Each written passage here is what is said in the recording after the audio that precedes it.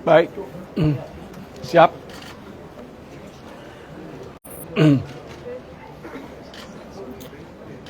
Terima kasih pada media.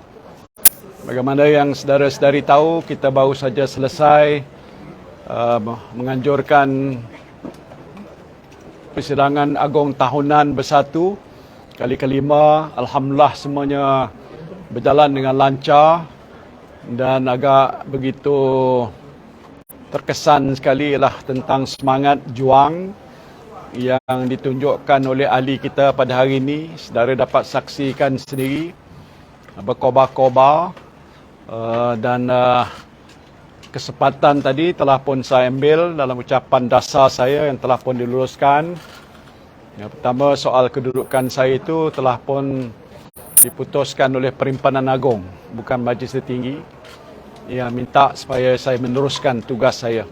Jadi ini keputusan yang saya kena pikul dan saya ucapkan terima kasih. Di samping itu, banyak yang telah pun menyuarakan tentang keadaan semasa, baik dari segi soal pendakwaan terhadap saya. Jelas terbukti semuanya menyatakan ini adalah sebagai suatu selective political persecution yang membawa kesan yang besar kepada parti kita, dan mereka semua sedar bahawa isu ini bukan masalah peribadi saya, ini adalah masalah parti kita bersatu. Dengan tindakan-tindakan yang zalim, mereka kata ini pastinya sesuatu perkara yang menunjukkan tentang kerakusan kuasa, rasa agak takut dan gementar pihak kerajaan ada pada ini pada Perikatan Nasional. Maka inilah tindakan yang mereka ambil terhadap saya yang menjadi wakil kepada Parti Bersatu. Selain daripada itu, kita juga telah menyampaikan mesej terutama dalam ucapan-ucapan penggulungan arahan daripada parti untuk menghadapi persiapan PRN yang akan datang ini. Dan saya telah mengingatkan ini penting dan kita jangka bahawa inilah kesempatan dan peluang untuk rakyat Bumi Putra, Melayu dan bukan Putra menunjukkan rasa kebencian mereka dan rasa kemarahan mereka terhadap kerajaan hari ini yang sehingga hari ini sebagaimana yang kita dengar dibicarakan dalam persidangan ini tidak mampu untuk menguruskan hal ehwal rakyat jelata. Jadi sebab itu saya telah mengeluarkan arahan supaya mereka bekerja keras dan beri makluman pada mereka bahawa oleh sebab kerajaan parti kita ditindas begini rupa, kita tidak mempunyai apa-apa dana. Bermakna kalaupun keperluan dana itu masih ada, mereka harus ikhtiarkan sendiri, cari apa yang wajar setakat yang mampu. Tetapi yang penting untuk mereka rapat dengan para pengundi supaya yang akan memutuskan bukan jentera parti, yang akan putuskan ialah para pengundi.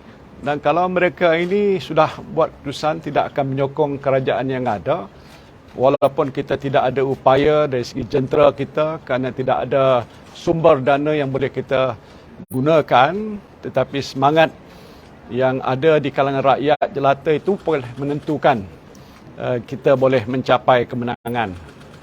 Saya telah nyatakan tadi dalam perbincangan di peringkat Majlis Tertinggi Perikatan Nasional, ada perkara-perkara yang kita bincang dan putuskan.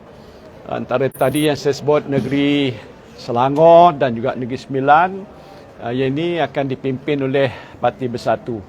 Maknanya kalau kita berupaya untuk membentuk kerajaan, maka di situlah Parti Bersatu akan mentadbir negeri sebagai Menteri Besar. Negeri Pulau Pinang kita akan halusi dan teliti macam mana situasi keadaannya. Mungkin ada pihak kata sukar untuk menang, tapi mungkin tidak sukar untuk mengurangkan majoriti itu, pastinya ada. Jadi yang lain-lain tu kita dah dengar sendiri tentang azam, tekad dan iltizam daripada ahli-ahli parti yang agak nyata dan jelas. Nampak tak berhenti-henti melaungkan slogan dan juga kehebatannya dia menunjukkan semangat yang begitu tinggi. Dan saya yakin ini adalah satu petanda yang agak baik bahawa Bersatu sudah bersedia berhadapan dengan apa saja bentuk cabaran daripada mana sekalipun. So itu yang saya nak nyatakan di sinilah.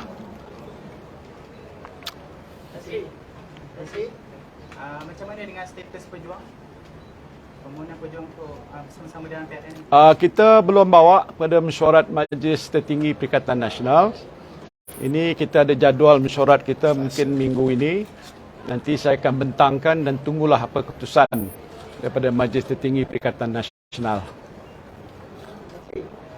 SG agihan kursi macam mana? Adakah macam kursi yang dimenangi oleh Adun PAS dan juga Bersatu masing-masing kekal status quo ataupun prinsip yang mungkin sama boleh kita gunakan. Antara lain contoh ialah incumbency. Jadi kursi yang ada di pihak PAS mungkin boleh kekal kalau di peringkat DUN, ataupun yang ada di peringkat kita boleh kita minta dikekalkan, kecuali ada persefahaman untuk membuat pertukaran, maka peringkat jawatankuasa perundingan kursi itu akan bincang. Kemudian kursi-kursi yang tidak dimiliki oleh sesiapa kecuali oleh parti pembangkang sebelah sana, seperti UMNO atau PKR dan sebagainya itu, maka itulah kursi-kursi yang akan kita rundingkan. Siapa yang nak dapat kursi itu akan diputuskan dalam perbincangan kita nanti. Tan Sri, Bersatu says it doesn't have any funds right now because the accounts are frozen. Is your number of candidates lessening, or would you be able to fund the number of candidates that you Well, we hope we still can maintain the same number or whatever the number which is reasonable after the discussion that we will have with all the leaders of the party through jawatankuasa rundingan kursi. And then when that is done, at least if we can do it soon as possible, the respective parties will know which seats belong to which party. The issue of funding will come into play as and when it is timely to do so.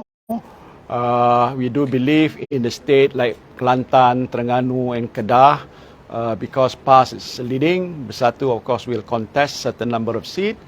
By cooperating with PAS in particular, I think they can help us, and we of course can then help them like what we did in the last state elections and general election. So the funding of course will come to play as and when it is necessary. Of course, PAS has no problem. We have some problem. We have to think about how we want to solve that problem. Tan Sri, dalam ucapan terdahulu Tan Sri mencabar SPRM untuk turut menyiasat PKR dan UMNO. Adakah aduan telah dibuat untuk SPRM? Baru saya suarakan, bukan kerana apa, kerana mereka kata kita saja yang buat begitu. Saya ni kan dah lama dalam politik, lebih 50 tahun. Kalau mereka kata kami tak adalah, kami cari duit sendiri aja, kami ada meniaga, okeylah. Tapi saya pasti yakin sebahagian besar daripada mereka itu mendapat sumber dana daripada sokongan, pemberian, badan-badan korporat, individu dan sebagainya. Tak boleh nafi, dan kemungkinan juga besar sebahagian daripada parti ini mendapat sumbangan dana daripada luar negara. Kalau boleh mereka, tapi kita boleh isytihar, kita tak terima sumbangan daripada mana-mana lain daripada negara Malaysia. Tapi kalau mereka berani, tunjukkan. Itu kalau beranilah. Saya bukan nak kata apa, kerana ini pertuduhan terhadap saya, kerana seolah-olah kita saja. Tapi soal ini, saya kata berlaku di semua parti yang sudah ada di negara kita, kerana mereka nak mengadakan program menghadapi pilihan raya. Kecuali kalau dikata kami ada syarikat, dan syarikat kami untung berbilion-bilion, tak perlu orang lain bantu, wallahu alam. Tapi saya jangka tak ada satu pun parti yang ada mempunyai syarikat. Hatta UMNO sendiri dulu ada syarikat pun semua dah tak tahu pergi ke mana dah. Saya tahu waktu itulah.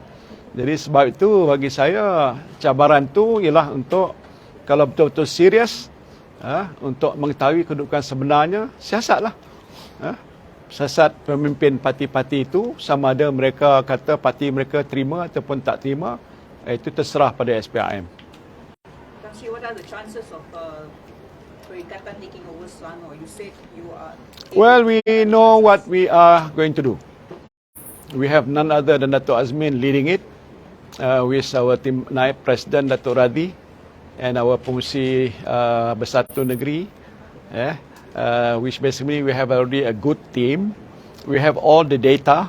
as regard to respective Dewan Negeri based on the last GE and what we feel are the potential that we can win in terms of numbers. I don't have to mention it here. We know all the data are there. But of course, we don't want to take things for granted. We don't want to be too confident. We know what the state government is trying to do now. I think PKR would not want to lose the state and they will do all sorts of things.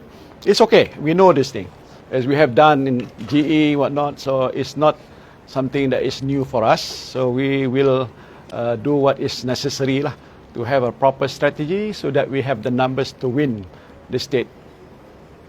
Okay? Tan Sri, Lim Guan Eng has said he's given you until Wednesday to... What Guan Eng can do, rather than challenging me, is explain. Because what I have got when the application was made through me to Minister of Finance was that it was then approved during the BN government under Datuk Seri Najib. And then when it comes to Pakatan Harapan, Guan Eng was the Minister of Finance. Lembaga Hasil Dalam Negeri is under the Minister of Finance. So it was informed by Yayasan Abu Hari, they were rejected, they were cancelled. So obviously the cancellation must have gone to the minister, who were then Lim Guan Eng. Did Lim Guan Eng do anything about it?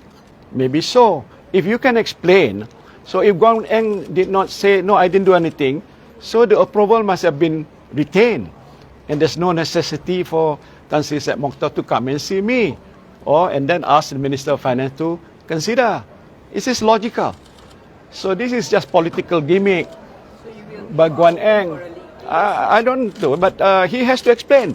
Saya cabar dia untuk menjelaskan apa sebenarnya. Pasal maklumat yang saya dapat itu sahih. Sebab itu mereka datang mohon pada kerajaan PN untuk minta supaya pengecualian itu diberikan. Bukan saya lah, oleh Menteri Keuangan yang ada pada waktu itu, Tengku Zafrul. So why is Guan Eng suddenly itu? I know why he did that. Because he was afraid that it was cancelled during his time.